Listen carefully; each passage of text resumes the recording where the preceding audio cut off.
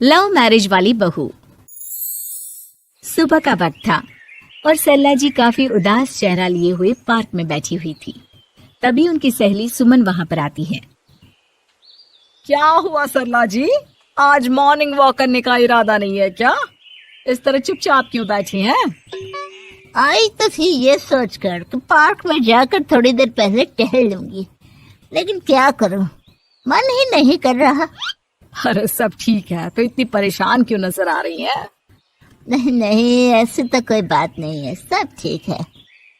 अरे भाई, अब तो आपको खुश नजर आना चाहिए। अभी कुछ महीने पहले तो बेटे की शादी हुई है, घर में नई बहू आई है, आपके चेहरे पर तो रौनक नजर आनी चाहिए। अरे छोड़ो भी, आजकल की बहुओं के बारे में क्या बताऊं आपको।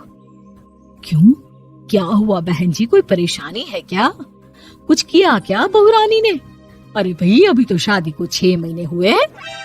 अब आपसे क्या छुपाना, आप तो जानती हैं मेरे बेटे ने लव मैरिज की है और मुझे ना इन लव मैरिज वाली बहुओं पर बिल्कुल भरोसा नहीं।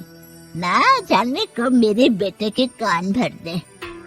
अरे लेकिन सरला जी, आपके बहू बेटा तो आपके साथ ही रहते हैं, फिर आपको इस बात का डर क्यों है? पता नहीं क्यों बहन जी, अभी तो मुझे अपनी बेटी दीपाली की भी शादी करनी है। बस इसी बात को सोचकर परेशान रहती हूँ। ये लव मैरिज वाली बहू पता नहीं कितने दिन परिवार में एडजस्ट कर पाएगी। कल को अगर बेटे को लेकर दूसरी जगह चले गई तो क्या होगा? अरे हाँ, याद आया, दीपाली तो दिल्ली में नौकरी करती है ना? हाँ हाँ, बहुत अच्छी नौकरी लगी है उसकी। और आप किसी से कहना मत, अपने ऑफिस में साथ में काम करने वाला कोई लड़का उसे बहुत पसंद है, बता रही थी मुझे। लेकिन अभी तो आप कह रही थी कि आपको लव मैरिज और इन सब में भरोसा नहीं है। अरे तो क्या हुआ, जहाँ बेटी खुश रहे वहीं मैं खुश हूँ। और वैसे भी बेटी को तो दूसरे घर जाना है, वो लोग जाने और उनकी बहू जाने, मुझे तो बस अपनी बेटी का ब्याह करना है। अच्छा अच्छा, ठीक है ठीक है, जैसी आपकी मर्जी। लेकिन मुझे लगता है कि आप अपनी बहू के लिए कुछ ज्यादा ही सोच रही हैं। क्या पता वो वैसी ना हो जैसी आप समझ रही हो। सरला जी अपनी जगह से उठते हुए कहती है, अब ये तो भगवान जाने, बस मेरी बेटी दीपाली की शादी उसकी पसंद से हो जाए तो मैं गंगा नहा लूं। चलिए बहुत देर हो गई है, मैं भी अब घर जाती हूँ। अच्छा अच्छा ठीक है, मैं भी चलती हूँ। अगले दिन जब सरला जी अपने घर पर बैठकर चाय की चुस्कियां ले रही थी, तभी उनकी बहू वहां पर आती है। मम्मी जी, मैंने एक जगह नौकरी के लिए अप्लाई किया था और वहाँ से सब कुछ पॉजिटिव आया है। मैं भी नौकरी करना चाहती हूँ ताकि घर के खर्चों में थोड़ा हाथ बटा सकूं। अरे बहू, तुम्हें नौकरी करने की क्या जरूरत है? मेरा बेटा अच्छा खासा कमाता है, क्या तुम्हें किसी बात की कोई कमी है? तभी सरला जी का बेटा वहाँ पर आता है। नहीं माँ, उसे किसी बात की कमी नहीं है, लेकिन वो इतनी पढ़ी लिखी है और अगर नौकरी करना चाहती है तो हमें उसे नौकरी करने देना चाहिए। कुछ पैसे घर में आएंगे, हम सबकी मदद हो जाएगी।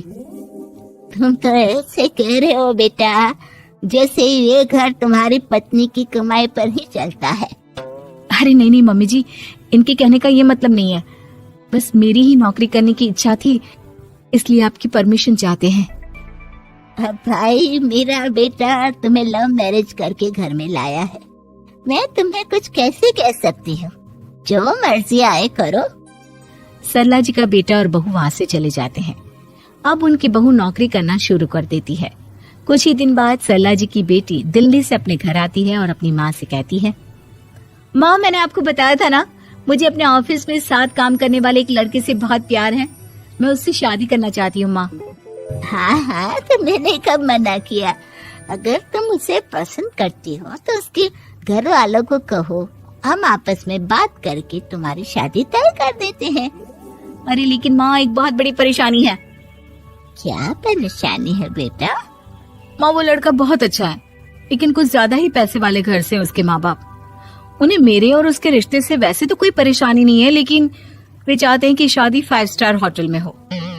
अरे ऐसे कैसे, हम तो मिडिल क्लास लोग हैं, हमारे लिए 5 स्टार होटल में शादी करना कोई आसान काम थोड़ी ना है। लेकिन माँ, मैं क्या करूँ? मैंने उनसे बात करने की बहुत कोशिश की, बस एक किसी जगह बात अटक गई है। साफ साफ कह दो बेटा, शादी करनी है तो ठीक है, लेकिन ये 5 स्टार में शादी करने वाली शर्त मैं नहीं मान सकती। अरे कैसी बात कर रही हैं आप मम्मी जी? अगर दीपाली को कोई लड़का पसंद है तो हम उनकी शादी के लिए पूरी कोशिश करेंगे, और अगर बात पैसों की है तो कोई परेशानी नहीं है। हाँ हाँ, तुम्हें तो बस बहुत आसान लगता है सब।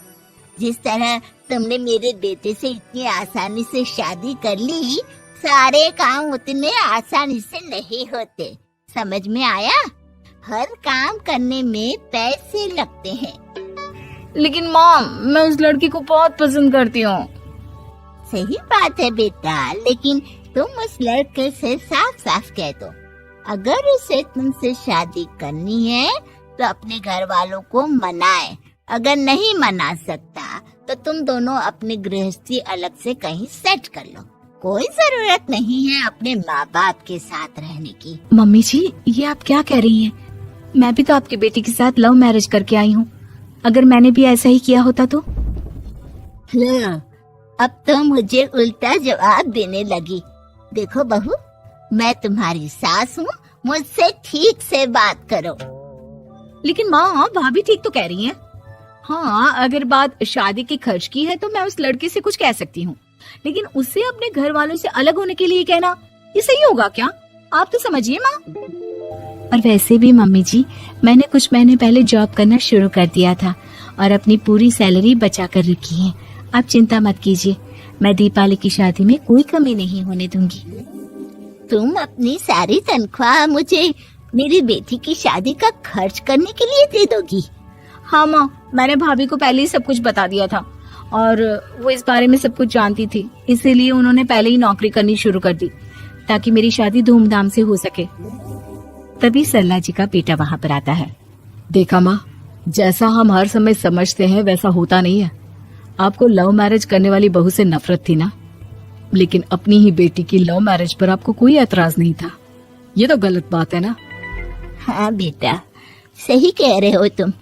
बहू, मुझे माफ कर दो, मैंने तुम्हारे बारे में गलत सोचा। आज से मैं बहू और बेटी में कोई फर्क नहीं करूंगी, और अपनी लव मैरिज वाली बहू से तो बिल्कुल नफरत नहीं करूंगी।